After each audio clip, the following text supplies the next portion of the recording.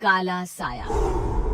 यूं तो बनारस घाट अपनी खूबसूरती के लिए बहुत प्रचलित है, पर घाट के किनारे कई राज लिए बैठे हैं। ये कहानी शुरू होती है बनारस के घाट के पास बने ममता निवास से, जहाँ प्रिया लाल जोड़े में ममता के घर उसकी बहू बनकर आती है। आओ आओ बहू, घर को अपने पैरों से पवित्र करो। ममता घर की दहलीज पार कर ही रही होती है कि अचानक एक बहुत गंदी सी बास पूरे घर में फैल जाती है।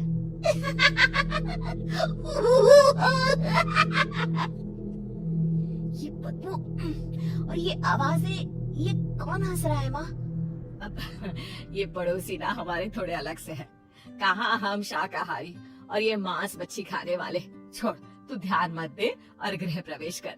और हाँ बहू, अपनी सास की एक बात हमेशा याद रखना, इन पड़ोसियों से तो कभी बात नहीं करेगी। अच्छे लोग नहीं है ये। अपनी सास की ये बात मानेगी ना बेटा? हाँ माँ, जो आपकी मर्जी, मैं उनसे बात नहीं करूंगी। अगले दिन प्रिया अपनी पहली रसोई बनाने रसोई घर में जाती है। ये छोटी बात तो नाक में जा रही है। एक काम करती हूँ, खिड़की खोल देती हूँ। प्रिया खिड़की खोलने जाती है। इतने जाले, लगता है इस खिड़की को कभी खोला ही नहीं गया। पर ऐसा क्यों? ओह, नॉन वेज की स्मेल आती होगी ना। 2 मिनट के लिए खोल लेती हूँ, फिर बंद कर दूंगी। प्रिया खिड़की खोलती है। खिड़की खोलते ही उसकी नजर सामने वाले घर की खिड़की पर पड़ती है, जहाँ एक लड़की खड़ी होती है। हाथों में मेहंदी, लाल रंग की साड़ी, बिल्कुल सजी धजी, मानो प्रिया की तरह ही वो भी नई नवेली बहू हो। वो प्रिया को देखकर मुस्कुराती है। हे भगवान, माँ ने तो इनसे बात करने को मना किया था। प्रिया फौरन ही खिड़की बंद कर देती है और तवे पर चढ़े रोटी की ओर देखने लगती है, पर वहाँ रोटी न होकर मछली पड़ी होती है। ये क्या? पहली रसोई में इतनी बड़ी गलती। हे भगवान, अब मैं क्या करूं? प्रिया बहुत डर जाती है और फौरन रसोई की सफाई करने और फिर सभी के लिए खाना बनाने लग जाती है। जब वो सबको खाना परोसती है, सब तो ठीक है, मैं बेकार में चिंता कर रही थी।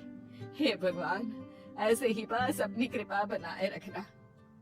रात के वक्त जब सब सो रहे होते हैं, तब प्रिया को पायल की आवाज सुनाई देती है, जिससे उसकी आंख खुल जाती है। ये पायल की आवाज कहाँ से आ रही है? प्रिया उठकर उस आवाज के पीछे छत की सीढ़ियों तक जाती है। तभी उसे बच्चे के रोने की आवाज आती है। प्रिया छत पर जाती है तो क्या देखती है?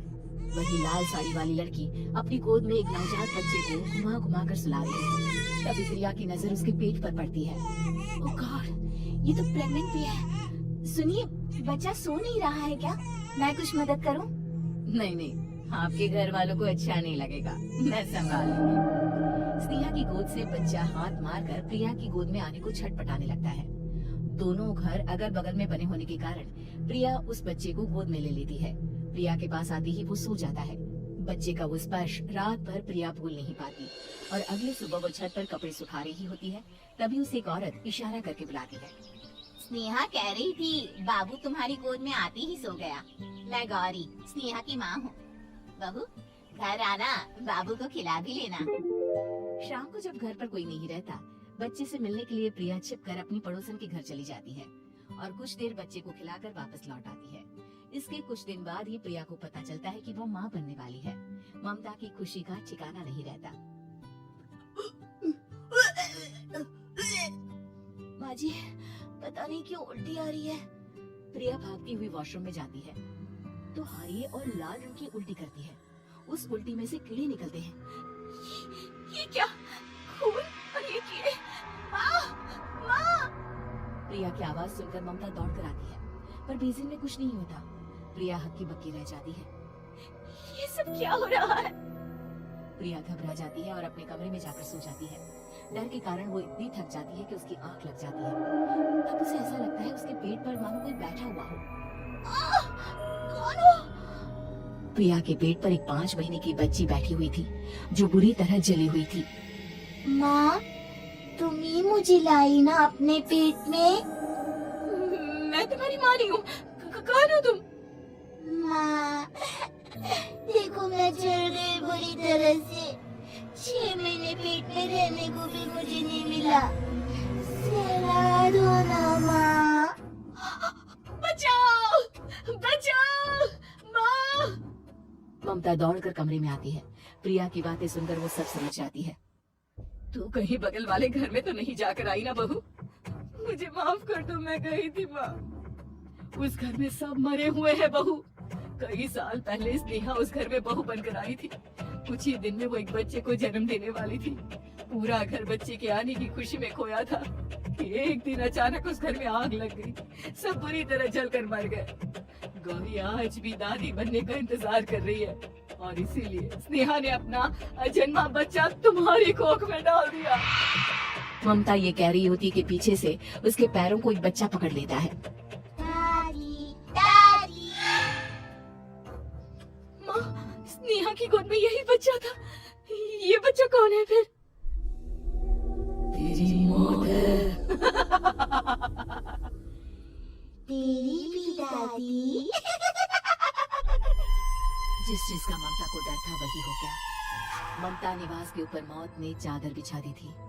प्रिया का पेट ऐसे बढ़ जाता है मानो 9 महीने का हो। 2 हाथ उसके पेट से बाहर निकलते हैं। बहू, संतोष को फोन कर, किसी पंडित जी को बुला बहू। प्रिया का पति भागता हुआ घर आता है। ये तो होना ही था माँ। तेरा बाप तेरे सामने आ गया तो तू सह नहीं पा रही है। स्नेहा घर में आग लगी नहीं थी, माँ ने लगाई थी प्रॉपर्टी की लालच में। और वो बच्चा मेरी पहली पत्नी का बच्चा है, मेरा बेटा, जो कि उस आग की चपेट का शिकार हो गया था। मैंने तुमसे ये सब माँ के कहने पर छुपाया था। मुझे माफ कर दो प्रिया। तुम अगर चाहो तो यहाँ से जा सकती हो। मैं तुम्हें किसी भी बंधन में रखना नहीं चाहता। मेरी शादी हुई है आपसे, मैं आपको छोड़ नहीं सकती, पर उससे पहले हमें स्नेहा, उसकी माँ और बच्चे की आत्मा की शांति करवानी होगी। संतोष और ममता गौरी के घर जाते हैं। अंदर सब कुछ जला हुआ होता है। जमीन पर जली हुई लाशें बिखरी हुई थी। ममता रो रो कर अपने करने की माफी गौरी से मांगती है। प्रिया स्नेहा के घर वालों का अंतिम संस्कार करवा देती है और ममता निवास फिर से आत्माओं के साए से मुक्त हो जाता है।